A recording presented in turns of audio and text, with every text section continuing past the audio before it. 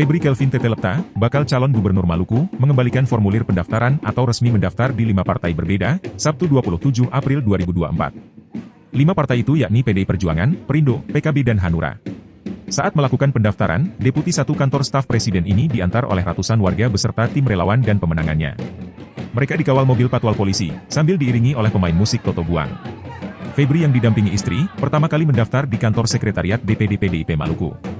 Di antara ratusan orang warga, ia menuju kantor berlambang kepala banteng moncong putih ini dengan berjalan kaki. Febri berjalan dari rumahnya di Jalan Inatuni, Karpan, menuju kantor PDIP Maluku. Jaraknya kurang lebih 220 meter atau apabila berjalan kaki, hanya membutuhkan waktu sekitar 3 menit. Kedatangan Febri bersama ratusan simpatisannya, diterima tim penjaringan calon gubernur beserta pengurus DPD PDIP Maluku. FCT memastikan, apabila Tuhan berkehendak dirinya sebagai gubernur Maluku maka akan melakukan perubahan. Maluku harus unggul maju dan sejahtera untuk semua masyarakat. Bahwa Maluku harus berubah.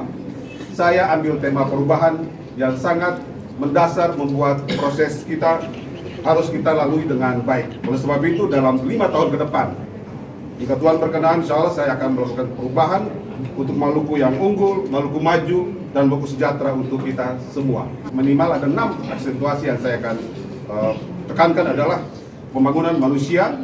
Kita membangun infrastruktur secara merata dan masif. Kita akan membangun ekonomi lokal yang berbasis kompetensi kita, kearifan lokal dan semua potensi, entah itu pariwisata, entah itu kelautan kita, entah itu ekonomi dari mama-mama kita, Papa Lele, kita akan membangun itu sebagai sebuah entitas bisnis yang sangat serius.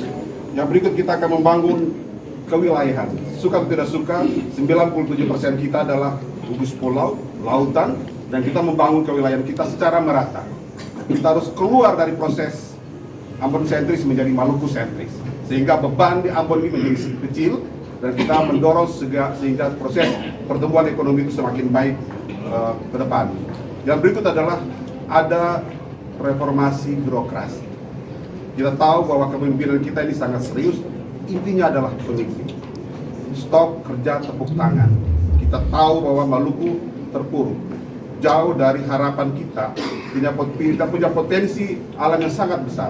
Kita punya kualitas manusia yang sangat besar. Tetapi minimal ada 5 kabupaten yang menyumbang kemiskinan dan IPM yang sangat rendah.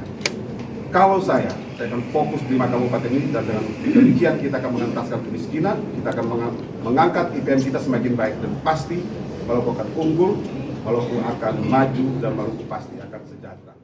Terdapat minimal 6 aksentuasi yang dipastikan akan dilakukan FCT yaitu pembangunan manusia, membangun infrastruktur secara merata dan masif, ekonomi lokal berbasis kompetensi kearifan lokal dan semua potensi lainnya.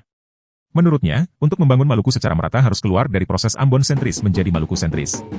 Sehingga beban Ambon menjadi lebih kecil dan mendorong proses pertumbuhan ekonomi menjadi lebih baik ke depan di daerah lainnya.